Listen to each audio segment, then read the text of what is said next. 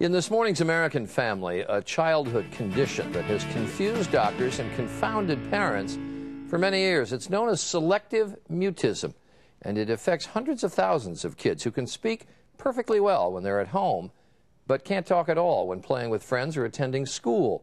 Good Morning America's Ann Plachette Murphy has more about one family's struggle with this disorder. Imagine a world where anyone and any place outside the comforts of home elicits fear and anxiety so paralyzing you shut down and physically cannot speak. That's the reality for 7-year-old Morgan Gailey. She describes it as the words get stuck in her toes. So it must be just nerve-wracking to not be able to talk when you want to.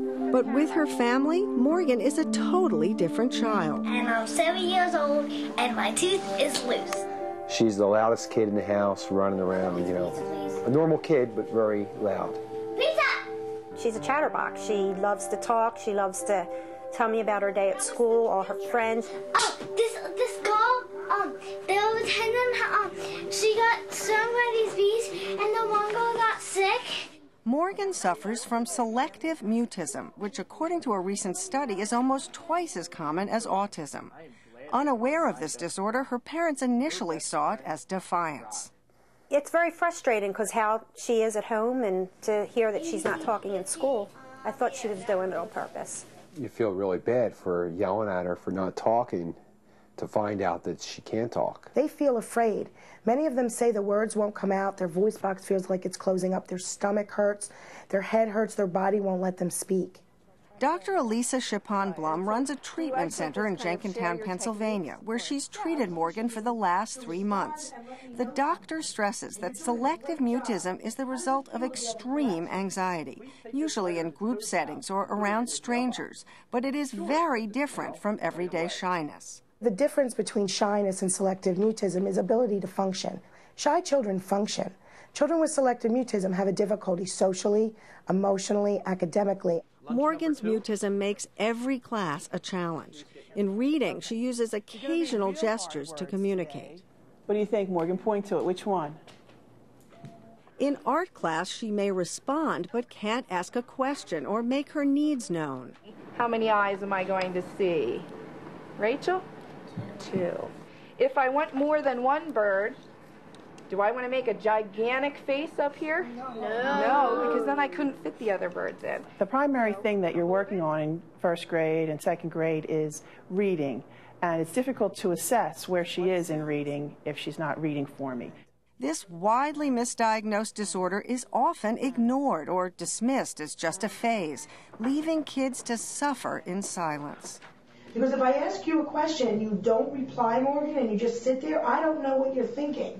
The first goal of treatment is not to get her to talk, but to help Morgan combat her anxiety and begin to engage socially in nonverbal ways. He's cute. Whichever one you want.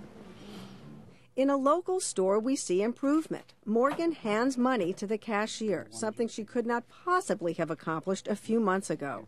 But when Mom pressures her to wave goodbye, Morgan shuts down. Okay, thank you. Can you give them a hand twist, Morgan?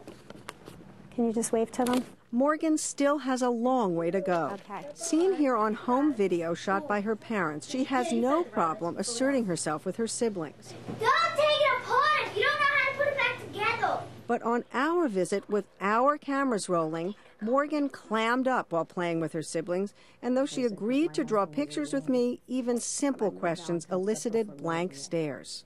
So do you want me to draw another kitty cat? It is slow. It's small steps, a lot of small steps to equal one big step. Morgan's progress has been painstaking, but it hasn't dimmed her parents' hopes. I say, maybe by the end of this year you'll be talking, and she just smiles. So I can see a difference in her like that.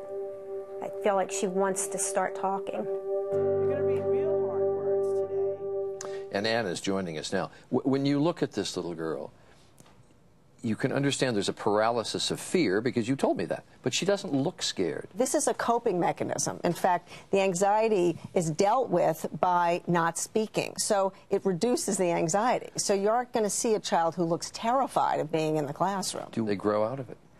Some of them will, but you know, they will do that by developing other coping mechanisms and frankly being miserable. So, you know, why have them go through that? Some of them will, but others will develop anxieties as adults that, again, are, you know, really can be paralyzing and terrible. But the way you treat it is to try to deal with the underlying anxiety, not with the speech itself, which is just a manifestation of that anxiety. Exactly. You want to reduce the anxiety, you want to boost their self-esteem and confidence, and then you want to teach them some nonverbal ways of making their needs known and communicating, and last, hopefully the words will follow. But it takes a long time, so parents have to be really patient. Do we know what causes it? They don't really know, except that, first of all, there's a genetic factor. A lot of them have a family history.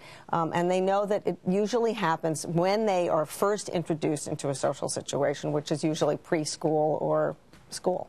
All right. Anne Plachette Murphy, thanks. Thanks.